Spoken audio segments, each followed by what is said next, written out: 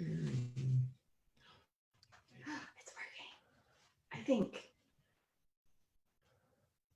Do you want to turn the Wi-Fi off on your phone? Yeah, it always is off on my phone. And the kids are not on tablets doing Wi-Fi things? Or Warner's playing PlayStation and Liam's playing Roblox. Oh, Roadblocks. Is it working? It says live on Facebook. Yeah. Is now streaming. Is it going? Is it? Let me check. I don't know. Hey, just start talking. If you can see us, we're having technical difficulties. We don't actually know if we're live or not. And we all turned the Wi-Fi's off on our phone just in case. Oh, is it live? Oh, it looks like there's something going on there. All right. Hey, it looks like it's working. Can you open it up so we can like see comments and stuff? There it is. That might do it.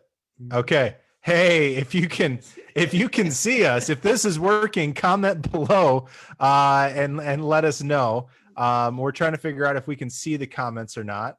And one of my kids is on Wi-Fi. We might just kick them off here in a moment. But hey, oh, okay, the screen loaded up. Hey, Cody too. There we go. It's working. All right. So I'm sure you could all just see us rambling and scrambling. We had a couple technical difficulties getting Zoom to work because Juli is with us today, and we're incredibly excited to have Juli with us. She is part of the lead team and also is a nurse in the area. So you can say hi to everyone, Juli. Let's make sure your mic works. Yes. Does it work? We can hear you. I don't know if anybody else can, but we can hear. We're sorry. The computer just did something weird again. We're going to continue forward as though it's still working. And if it's not, you let us know, because we have a slightly different setup in order to get this functioning with Juli today over Zoom, and thought we had it kind of figured out, but I'm not entirely sure if we do. So anyways, we're excited to have Juli with us. This is podcast number 3 with Gathering 208 here in Boise, Idaho. And Juli, why don't you tell us a little bit about what you do here in Boise? Yeah. So as far as my job or like, yeah. Tell us like who you are and what you like to do, and, you know, long walks on top of Idaho dams. I don't know, something. So I just moved here in January, and actually the 31st of December is when my dad and I drove in. I work for a hospital system. I work at a clinic as a nursing supervisor, which has been a lot of fun. I have never worked in like the outpatient clinic setting before. I just came from a pediatric home health company. So it's a big learning curve, but really enjoying that. And that's over in Nampa. So it's a little bit west of Boise. And then for fun, I have gotten into hiking lately, which I usually tried not to go outdoors in South Dakota and Minnesota because of humidity and mosquitoes. So that's something new and exciting. Yeah, and sometimes I sit on my patio. So activities. So.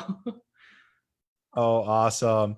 Hey, so for those of you jumping in, we're with Juli. She is on our lead team as well. Not only is she a nurse extraordinaire and a avid hiker over the last, as of 2 months ago, she is also our administrative lead here at Gathering 208.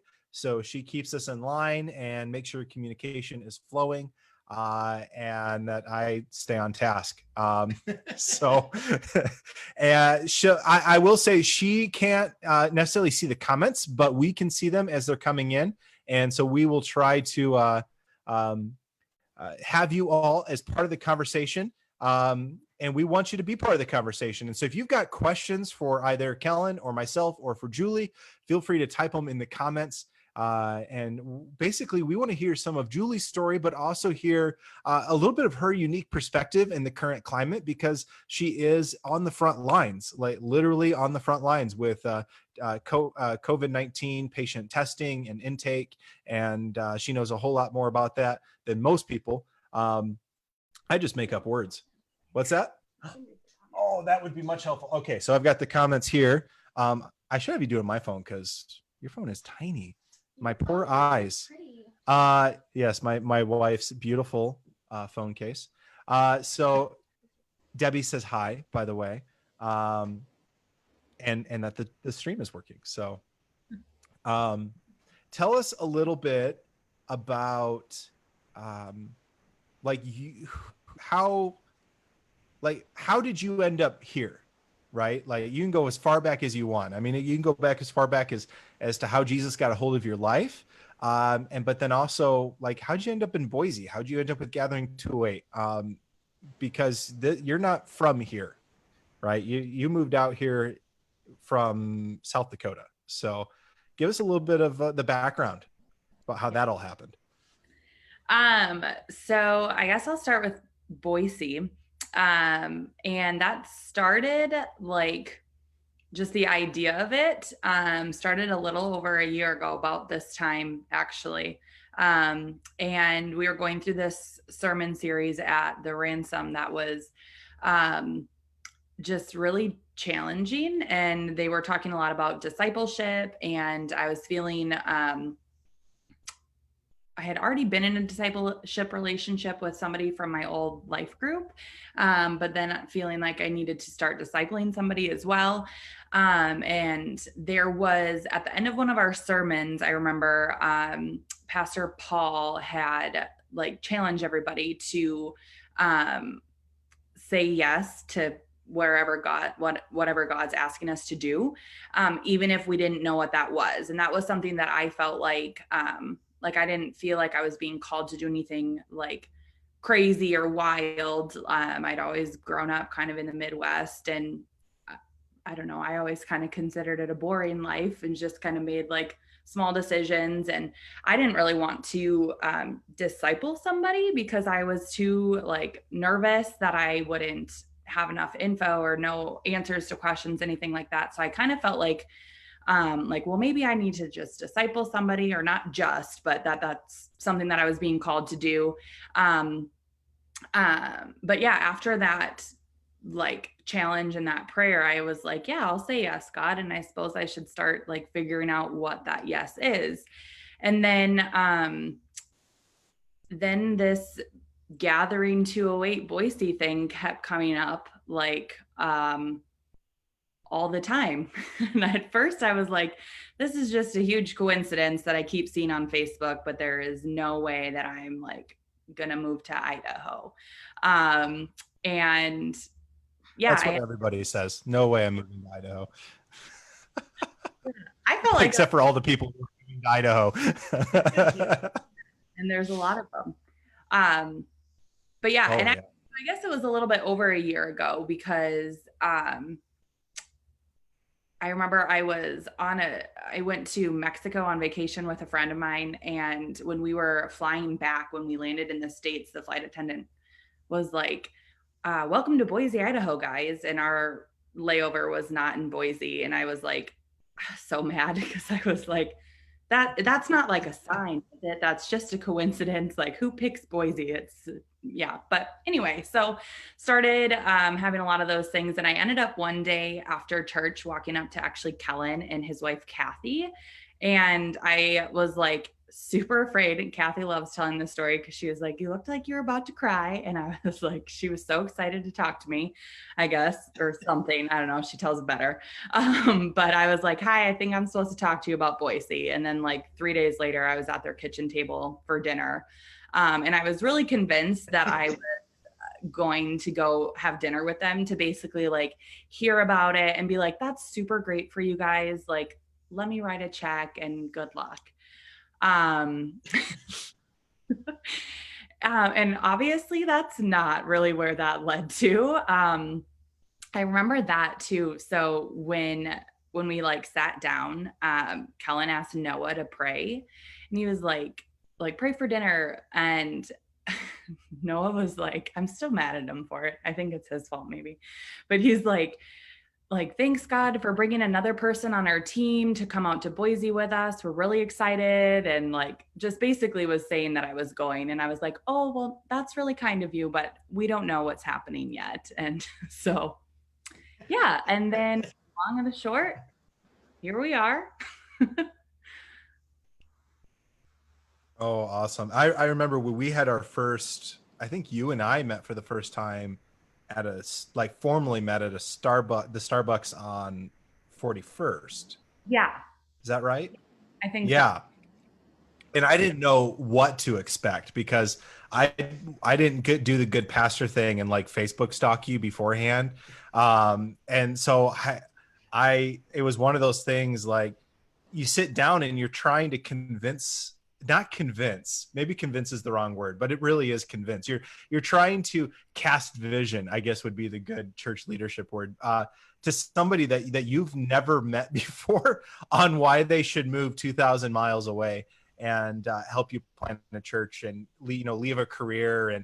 And then I found out like how successful you were in your career, and you were like, the youngest person to ever hold your position. And I'm like, there's no chance she's moving. Like there's no chance that she is moving out here. And I just still boggles my mind sometimes when we talk and I go, why did she come out here again? Like how in the world did this all kind of happen? Just because it's mind blowing and it's exciting, but and you're such a huge asset to the team and to the church and who we are. Like you're one of those people that just you get it, right? You understand the vision and the mindset and the heart and just that idea of kind of pedal to the metal, and you got to do the work that needs to be done, and you make it happen. Like I'm sure that there was other reasons, but like even when you needed a computer to do some of the admin work that we talked about, you didn't come and talk to me and go, hey, so I don't have the right equipment, or you like all of a sudden you call me one day and say, by the way, I bought a new computer so that I can do the church volunteer work. It's like who does that? Who does? And it just, what's that? I still have that invoice to send you. She's just sitting on that for a rainy day. And it is just you're just one of those people that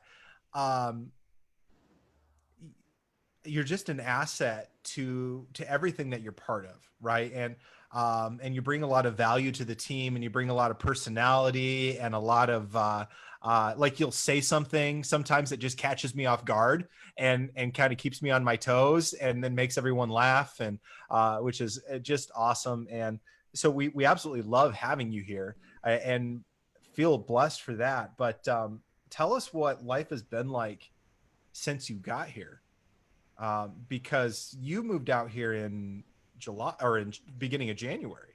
Yeah. So you got to experience the blustery Boise winter. Oh, it's frigid. It's like I literally have a tan line right now on my ankles from going on one walk last week. So yeah, it's been a rough winter. By the way, Kelly Wharton says hi. Hello, Kelly. And so does Shelly or Cheryl. Love so it. You got some hellos. You got some friends watching. Yeah, no, actually, it's been really good.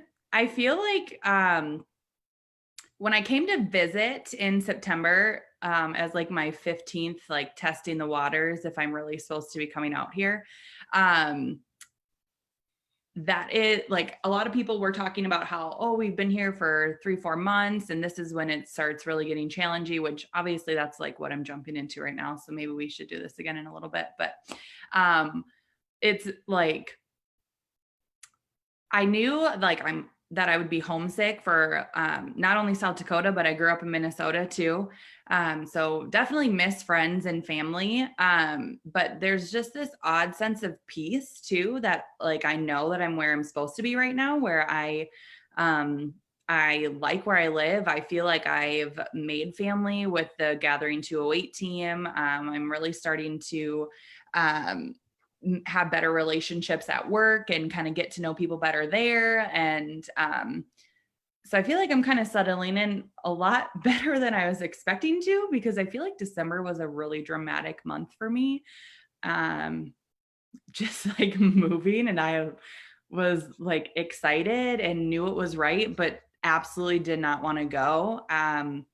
So I was like, it is going to be a rough start. And not that it's been all like roses and everything, but there's just been this like sense of peace the whole time too, that I know even with trials or rough days or rough weeks or whatever, that I'm still where I'm supposed to be. And so there's something comforting in that. Sandy says hello as well. But you got all kinds of people jumping on, but yeah, you know, it's funny that you say that, because when you moved out here, I remember thinking, wow, she's like handling this really well. Like, you know, usually there's more, it's more apparent that people are kind of going through stuff and they're struggling. So, I mean, what are some of the ways that you kind of dealt with that or stayed positive, or was there focus on any of that? It's just you? I don't know. Somebody at work said too, like we've had a lot of stuff obviously going on at work, and someone's like, I feel like you just kind of ride like the waves. And I was like, well, I feel like my whole life has been crazy lately. So it's just kind of like a regular Tuesday. But yeah, I guess some things, when I was moving out, my dad was asking me questions like, so, you know, what are some goals, or what things are you going to work on, or those types of things. And I was really, there was a lot of like, I don't know, I don't want to use a big word and use it wrong. Introspection, is that it? But like self-reflecting Right now. say. And I did like, you know, like saying yes and moving here isn't the end. That isn't like the final obedience. That was like just a step in the journey. And so kind of focusing on like what are next steps, like what else am I supposed to be saying yes to, what else am I supposed to be obedient about. And so I've really like one of my goals was that I wanted to have more like intentional time in the word. I've like gone on like waves of that over the years of like consistency, and even the last few weeks I haven't been the best, but still have been able to do that a lot better. And one reason I kind of gave myself for, I'm very goal oriented and type A, but I was like, well, you have no friends and no family and you live by yourself. So you probably have time to read the Bible. So, which is true, but then also just like not doing that because I feel like I have to, but because it's kind of switched into, I've been just learning new things and reading things that I've read before that I'm seeing different things with it, or I have a new study Bible that I've been able to kind of dig deeper into things. And in our discipleship group, we've been reading the same things. So then there's accountability as well with that, where we get to discuss the readings and then also like what we learn from them, or yeah. I don't remember what the question was. No. I don't remember what the question was either. Oh, how am I dealing? Yeah. You said you're a bit of a we're getting refocused. You said you're a bit of a type A, probably maybe a little perfectionistic. So what's life been like in the midst of all of this, right? Because like everything's a little out of our hands, right? It's a little out of our control and experience. So tell us a little bit about like what you do, and you know, your normal job versus what you do now, right? Because even though it's the same role, life is different. Yeah. That's kind of a funny question. So I just had my 90-day eval yesterday, and they were talking about like how I do my day-to-day work. And at the end, I was like, I don't even know what my day-to-day work is like anymore because yeah, which is really hard for type A people. I have like this notebook at work where it's like days of the week and long-term goals, personal goals, like it's all spread out. And I haven't even looked at it in 3 weeks, which I forgot about. And now I'm a little stressed about that. But yeah, so my job previously, or like what I was kind of doing before, is we have a family practice, pediatric, and urgent care clinic. And so really like before this COVID stuff started hitting, I was still learning like the ins and outs of each of those clinic things, like how to assist the clinical staff and as well as supervise them and like what they do so I can figure out what I do. So more to come on that. But now I have, so that was like a Monday through Friday, like 7 to 4, 8 to 5 thing. And I'm now working 12-hour shifts, 13s, I don't know.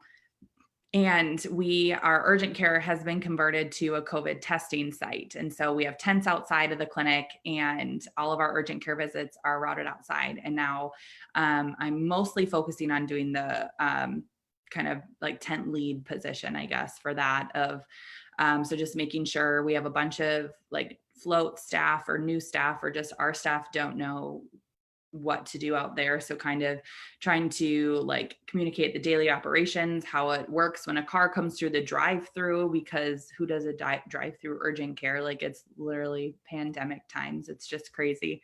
I had one of the providers like compare it to like war times with tents and stuff like that. That's not what I ever thought I would be doing. But yeah, so that's, I'm like onto 12-hour shifts again, which I used to do at the hospital. And I've had a lot of people ask me like, oh, do you prefer 12s? And I'm like, I don't really want to say which one I prefer because it's going to go back to the 8 to 5 anyway. So I'm kind of going with the flow. But yeah, does that answer that one?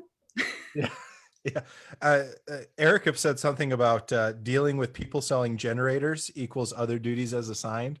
Oh, yes. There's a lot of like other duties as assigned happening. So like one of our generators that heats the tent was stolen last week. And so it's like part of my job in the morning is to like fill the generators with gasoline and start up the propane tanks, which is kind of comical because I like literally one time told my dad that my grill was broken and it was only because it needed propane refilled. And now I don't normally do that kind of stuff, but so maybe a tad outside your expertise. It is. It's outside of my Excel spreadsheet expertise. So yeah, so I was outside starting up the generators and the tents, and I got to the front tent and the generator was gone. So like had to call up the rental place for a replacement and file a police report and all that good stuff, which just like was just a couple extra things to do during the day, which yeah. So every day is different, but honestly, it kind of makes it fun and interesting. As much as a planner as I am, I feel like I can usually go with the flow a little bit as well. So what's your because I can never remember exactly what it is, but what's your exact title position with the clinic there? Nursing supervisor. Nursing supervisor. So you oversee a team at the clinic, not just nurses though, right? Do you oversee the clinical staff? So we have medical assistants and nurses. Okay. And so one of the things I found interesting about you is I've known a lot of nurses and but I don't know if I've known a lot of like nursing supervisors, and that is a very different kind of role. Which don't ask me nurse questions. Is that what you're yeah. And you're like, I haven't talked to a patient in forever. And you're like, wait, aren't you a nurse? Isn't that like, but no, you do work with patients at times, but your focus isn't so much the patients as it is making sure that the nurses are where they need to be and have what they need to have to care for patients. Yeah. Right? So very much more in kind of a leadership role, which is a very different mindset. You know, it's heavy administrative, but then there's like team leading. So as you've been dealing with leading a team that's on the front lines with COVID and testing and generators being stolen and operating out of a parking lot as a medical facility, what has that looked like, just even from a leadership standpoint for you? Yeah. And I know that wasn't on the questions I texted you earlier. I mean, anything with leadership, whether there's like a disaster going on or not, one thing that I'm always working on is like building relationships with my staff and letting them know, not my staff, but like my team. Like I want people to know that they can come talk to me if there's concerns or worries, or if they're just having a really hard day, that kind of a thing, and just trying to be available for that. And that's definitely a place that I always have to remind myself of, because sometimes I do it better than others. But when it comes down to like the daily tent stuff, it is like there's one-off patients and some weird things, but it's pretty much that they drive up, you ask them a set of questions, the provider sees them, you give them a swab, and you send them on their way. And it's very methodical and what I normally like, but there's a lot of emotions with it, and there's a lot of stress, and there's high winds and rain and snow and earthquakes that happen while these tents are running. And luckily I was not there when the earthquake happened. I maybe wish I would have been. I was alone in the apartment, but it's fine. But yeah, so kind of like focusing on not like trying to focus on leading people and not just leading tasks. I know I can become very task oriented because I am very type A, and I want to make sure that our numbers are correct and things are done methodically and well. And there's a piece of that, but making sure that we're leading the people. And then also when our patients are coming through, they're scared, like they are not allowed to get out of their vehicles, and just trying to give some sense of peace to them as well during all of this. And so that's one thing, you know, I have been more on the administrative side over the last few years, but being on this clinic in my new role, I've had a lot more patient interaction, which I really enjoyed, because I feel like I kind of get to be a part of things again, where it's not just all like paper and faxing. So you were talking about patients driving up and having to deal with just some of their fear. And I'm sure there's some fear, or maybe not, maybe fear isn't the right word, but maybe anxiety from your team. What's that looked like, you know, working with people and navigating that? Yeah, it's kind of different every day. One thing I'll say is I'm super impressed with my coworkers right now too, because there's been a lot of times where I have to go ask somebody to like fully gown up, and you guys are going to be my swabbers today. You're going to be the ones who are reaching the vehicle and making the patients take off their mask and really like getting up in their business to get your job done. And I always get kind of nervous because I don't want people to be uncomfortable or to have anxiety where they, you know, one, that they're going to walk away, because then what am I going to do? But also two, like, I don't want people to be traumatized or afraid to come to work too. And so, but one thing, my team has been fantastic, and I've had a lot of people stepping up these last few weeks that, you know, they maybe don't want that position, but they know that somebody has to do it, and they do it with a smile. Or at least that's what I can tell behind their mask. So kind of encouraging people to kind of switching up roles, that we're not all doing the same thing every day, kind of all sharing that like burden or that part. But that's one thing I've known in all of my nursing jobs. I say all of them, you know, the past 20 years. But like I've always had really awesome teams that I get to work with where, you know, people in the morning are still, they're bringing donuts in for each other. And I've heard a lot of people say like, yeah, we were really busy today, but it was so beautiful outside. And I got to work with this gal, and we never get to work together. And so kind of trying to focus on those things. And when I do see people, you know, have a little bit more anxiety or fear with what's happening, just trying to bring up the other positives of it, even if it doesn't, seem like it. I think yesterday I was like, it's going to be a great day. It's going to be beautiful out. And someone's like, it's supposed to rain. And I was like, well, I didn't actually check the weather, but I mean, took a guess. But yeah. Oh, have you found a lot of the attitude or the perspective that you bring in at the start of the day affects the rest of the day for everybody else? Yes. And I have learned that on both ends. But yeah, I think in any leadership position, and I'm sure you guys are aware too, like the leader often sets the tone and like the attitude for the shift and for that day. And so that's something that I like really try to be cognizant of. Or like if I've had a bad morning, like, well, guess what? It's a 12-hour shift, so you could not make it a bad day. Like, because there's 9 more hours to go. And a good friend of mine, I once said, it was like Wednesday or Thursday, and I said, I need a new week. Like this week I'm over this week. And they're like, okay, your new week starts now. And it was really good perspective, because I was like, that is true. There is like 2 days left in this week, and that is a long time. And, it's like that poison apple, like in the bunch can, like anybody having a negative attitude, that can bring it down for anybody, but especially when it's coming from leadership.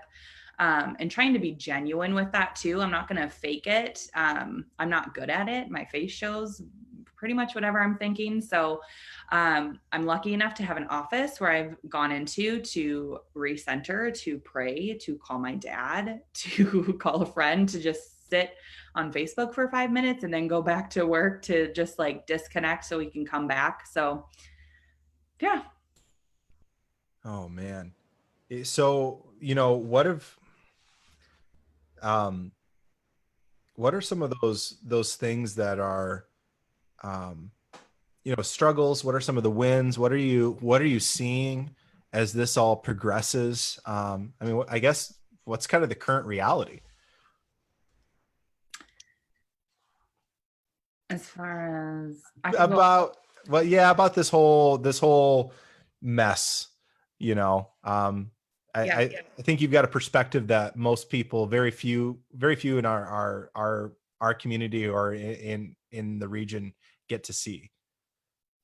Yeah. I'll first admit that I'm kind of a bad citizen, and I usually avoid the news. And so like, I think Governor Little, is that who our governor is here in Idaho? Yeah. You've only lived here for like 4 months, so it would be all right. But yes. He had something going on today and I didn't listen to it. But I saw on Facebook that we're extended for our stay at home for the end of the month. Yeah. Yep. Yep. Here we go. See? So not always the best at that. I kind of like, honestly, there's so many updates and things that are coming out, and different tests or quicker tests, things like that, that I really have been trying to just focus on what do I need to know for the day. But I do know, I've seen a lot of things where people are saying, I just want to get it so I can get over with it.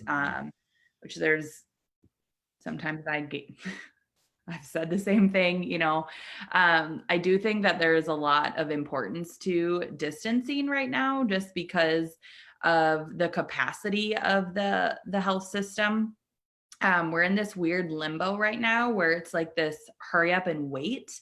And I only see it in my current role on the clinic level. So we are a testing site, but there's a lot more to it that I don't even see in my day-to-day job. I have a lot of good friends that I used to work with at the ED in Sioux Falls that, we're sending some of our patients to them, like whether they have COVID or not, like they are too sick to be at an outpatient clinic. And then I have a good friend from college who's working on an ICU unit that is almost specifically COVID right now. And so I'm kind of seeing all those steps just from friends of mine that I've known over the years. And there's definitely some hope. It's not a death sentence for everybody. There's a lot of similarities to other things, like other respiratory illnesses and stuff. And then there's a lot of things that are new that we're still learning. But I think that's kind of the importance of that social distancing right now, is that it's buying us time.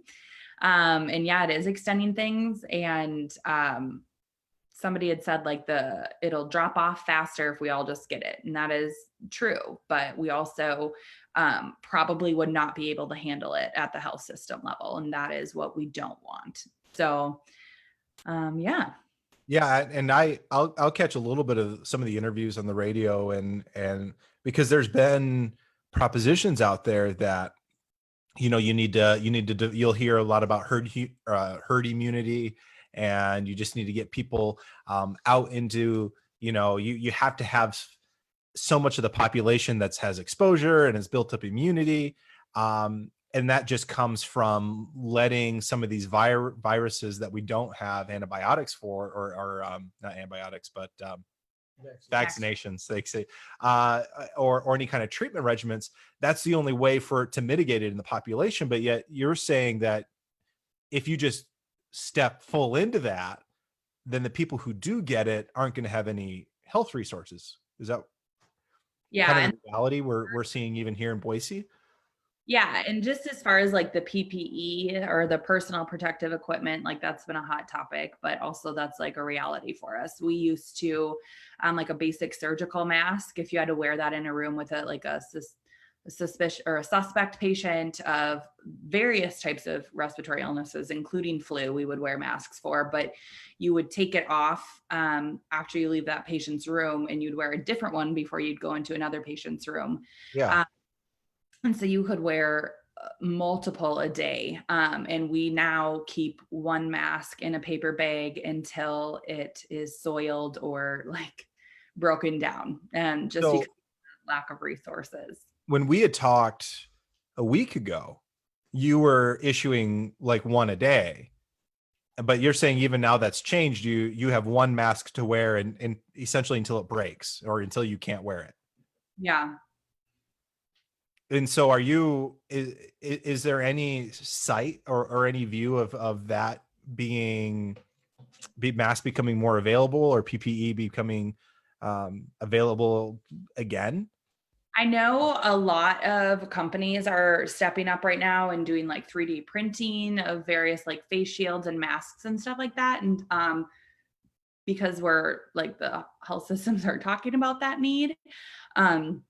I know right now, I kind of help, we have to do a daily count. Like this is how many masks we have. And some of the masks are like specific sizes. So like an N95 mask, I'm sure you guys have heard about, there's like 4 different types that we use at the clinic, and you have to be fit tested for a mask. And they go through that like an employee health when you're signed on. And then they say like, if you lose 10 pounds, you need to be refit tested because your face might have changed enough for that. Or like, it's just like, there's a lot of specifics that go with it and a lot more to it than people even say, or like people know. And like currently at ours, if we have like a patient facing role, we can't wear cloth masks. We can wear them like over a surgical mask, but those still aren't as good as a protection as a surgical mask. But we might get to that point too, where we don't have surgical masks and then we have to go to a cloth mask. Oh, wow. So you're looking at just almost crowdsourced material that it's like the beauty of the disposable N95s or the surgical masks is that it's sanitary because it's never been used before. But now you're looking at something where you're having to sanitize daily or after each patient with something like a face mask, or what's that look like?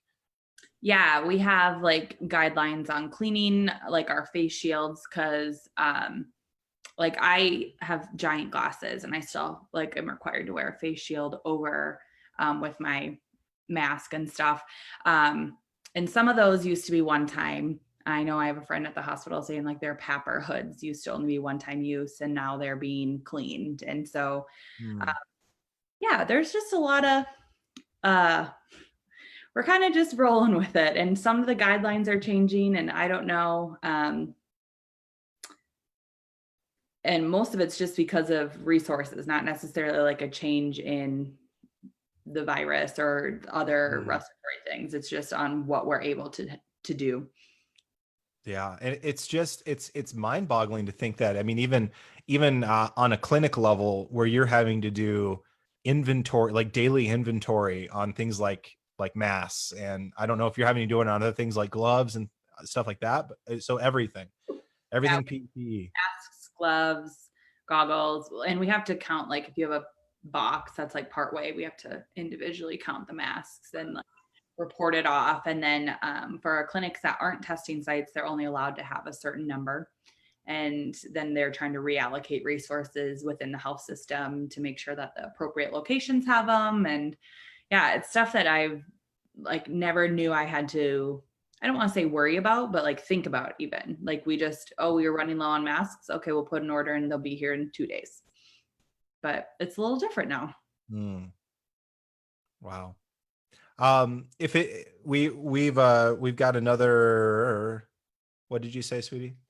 About another 15 minutes or so. So if you've got any questions for Juli, type them in the comments. If you want to know more about her or her story, or even the realities of frontline working through COVID-19 and what that's looked like here, post that below and we will toss those up to her. But while they have an opportunity to do that, I was told to ask you about Dave Ramsey. It's a little bit left field, but what about him? I don't know. It just says it's from your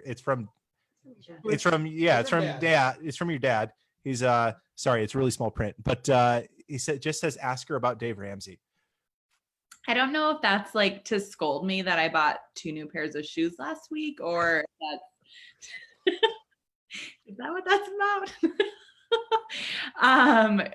Yeah, well, actually, I will say, because I still listen to his podcast regularly, he's offering Financial Peace right now for free for 14 days. It's online. So if anybody's ever been interested in like Financial Peace University or his way of like getting out of debt and getting an emergency fund, I did that a couple of years ago. And so I know that like with scares with furloughing and losing job and everything with moving, though it's still a scare, I was able to, my student loans are paid off and I do have an emergency fund, but which I just need to stop buying shoes in case I need to use them. Well, and the beautiful thing about trying to start an emergency fund right now is everyone's getting at least $1,200, and he suggests what is $1,000. And so you got instant emergency fund right now if you're able to put it towards that. Now, obviously, if you've lost your job or you're facing financial crunches because of the stay-at-home, the shelter-in-home order, then you got to use it for that. But for a lot of people, there's an opportunity now for that. But anyways, we got all kinds of questions coming in. Your dad says, by the way, that she's proud of you, and he says, sorry, it says her here in my brain. Dan, your dad says that he is proud of you and your win with Financial Peace. So Kathy is asking, what have you been hearing God say to you about why he wanted you to move to Boise? Yeah, I was going to tell you question on me, but what, can you repeat it? I'm not great. Yeah. What have you been hearing God say to you about why he wanted you to move to Boise? Yeah. I think one thing, like I talked about, is just like I said, I have more time when you're in a new area to spend more intentional time with God. But I know another reason I'm out here is for discipleship relationships and to have a lot more intentional friendships with people, to like dig in deeper and get to know each other on like spiritual friendship levels. Another question is, want to know if you've ever been on a medical mission trip, and if you have, how does this compare? So I have not been on like well, kind of. So in nursing school, we went to Ecuador for like 3 weeks for our J term. Okay. and we rode canoes into the jungle and did clinics. And I would say, I guess that is actually, there's a lot of similarities. And then I also, when I went to Columbia with my old church in Minnesota, we went to the island of Boca Chica and we helped build one of their hospitals. Like, we made bricks and all that good stuff. And they let me shadow one of the nurses for like a day to like for patients or people that lived on the island that came in. This is not quite that, but I almost got to do sutures out there because you don't need to be a nurse practitioner. She was like, oh, you just watch one and you do the next. And I was really bummed that someone else didn't come in with a cut foot.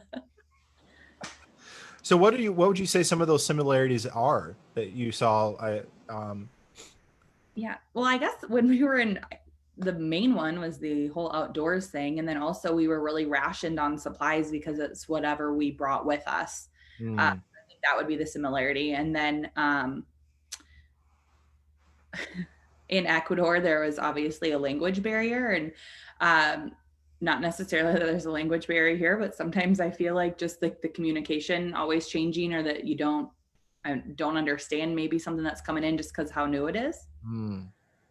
A lot more flexibility. Yeah. Because medical isn't necessarily known for being a flexible career field. There's like checklists, and I mean, you have to have critical thinking and be able to know what decision to make next, because it's not always going to go the same way, but there are a lot of best practices and things that we're taught to follow so that you can use critical thinking to jump in on those. Alex says hi, by the way. Hello. And Q&A, Alex, Q&A is right now. So if you've got any questions, I see you asked, when is it? Waiting for that. Type it in there. We are in the midst. And so, sorry, we got another conversation going on there. And apparently I can't read and talk at the same time. You have any questions? Kellen, your turn. Yeah, I would just ask, Josh kind of hit on it a little earlier. You moved out here late December, early January, hit the ground running, meeting a bunch of people on the team. And as an extrovert, I know you were loving that. With everything going on, it's kind of, we've had to hit the brakes. But what has been the biggest challenge then in the midst of that? Obviously in your industry, you've kind of self-isolated. You're not like, I don't think you're forced to, as far as I know, but like you've self-isolated. So what has been the biggest challenge for you since you've moved out here in the midst of everything going on with the coronavirus? Yeah. So one thing I know, when I was considering moving, I remember like praying, and I was like, God, if I move, you have to give me friends. Like I cannot go and sit in my apartment by myself all day.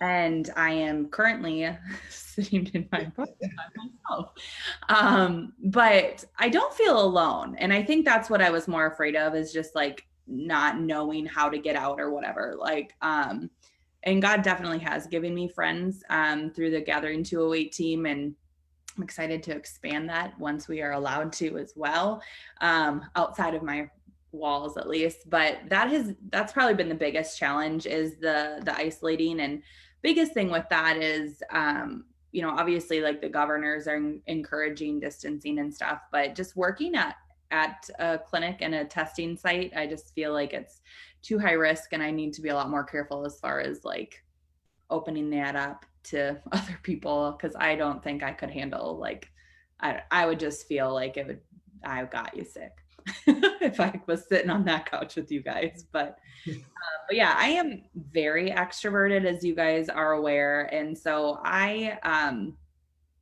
do a lot of FaceTiming and a lot of phone calls to both friends here and back home. And that has helped. It's not the same, but it is helping. Yeah, I was going to say, I remember a conversation we had a long time ago when we were both still at the Ransom Church in Sioux Falls, and you had shared that moving from Minnesota to Sioux Falls was kind of a big deal because you'd left the community you knew there, and then now moving to Boise, you obviously left the community you knew in Sioux Falls, but was also close enough in Minnesota. But with this going on, how have you been developing the community that you have here? And I realized it was small because you had just gotten here just before everything kind of happened. But how has that been going, developing community? You kind of touched a little bit on FaceTime, but how's that been going?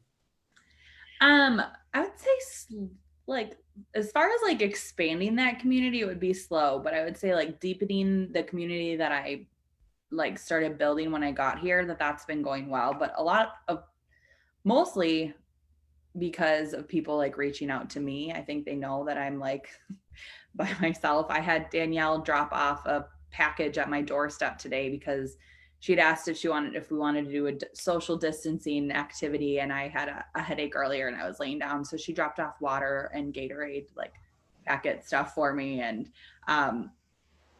yeah, I think like there's a lot of creative ways that we can still like reach out to friends and even new friends. I guess that would be a challenge for me of how to do that. But yeah, sorry, I shouldn't have opened my blinds. We've got a super important question here from Kathy, who would like to know which one of the Hacketts is your favorite. Oh. Probably Ariel. Oh, perfect timing. Your mind's cut out. Yeah. Nice. We lost you there, Julie. I don't know if we caught that. You can count Kayla if you want. She's a family member now. Oh man. I didn't ask that question. Erica was asking who was your favorite Wiley, but I already know the answer to that question, and I don't need my ego to take that many hits. No. Let's be honest. Anyone who knows me and anyone who knows my wife, the favorite Wiley is always Erica. People put up with me to spend time with her. So that's a reality of my existence. All right. So hey, Julie, it is almost 8:00. We're getting close. And so last call for questions. If you've got any questions. Okay. Alex is asking, just saying, Alex. Yes, this is not a question. This is a straight up statement from Alex that Julie is such an inspiration, always so positive and such a great friend. We love her and miss her back home. We are proud of her. You know what? Julie is our Gathering to Await representative of our frontline heroes dealing with COVID. And so if you would just share some love in the comments, and I'll read some of them off, and that's how we'll close this time. Let's see if we can make Julie cry on camera before we go. Because she may be a perfectionist and she may be a hardcore nurse, but she has got a soft spot in there. And so we love her a lot. She's a huge value to the team, but you get some don't cry, Julie. We love you. You get a lot of agrees, and that's right. And you are loved on this team. You are not just for the administrative work that you do, but for the person that you are and the discipleship that you've done. And honestly, just a responsiveness to God's prompting in your life that is just unreal, even to the point of it's your story, but it's just an interaction you had with somebody who you bought them a gift that ended up being part of the reason that they were like, okay, Gathering 2-8's where I'm supposed to be, because it was the right gift in the right moment for what they needed. And it was just because God put it on your heart. And so you're huge. You're just a huge, huge inspiration, even for the team and for me. And I'm going to cry, and we miss you. And social isolation has not been good for me. No, it's like, emotions are on the sleeve right now, but And we're incredibly proud of you for your leadership with your team and on the front line and how you handle that and keeping things positive. And so glad to hear that your team has you to help them manage this time. So I'll read a couple things to you and then we can be done. All right. So, where it is. There it is. Your team is so lucky to have a leader like you. Your faith shines bright every day. Always so proud of my best friends. We love you, Juli. Sandy says, love you, Jules, and miss you too. Can't wait to see you wherever that is.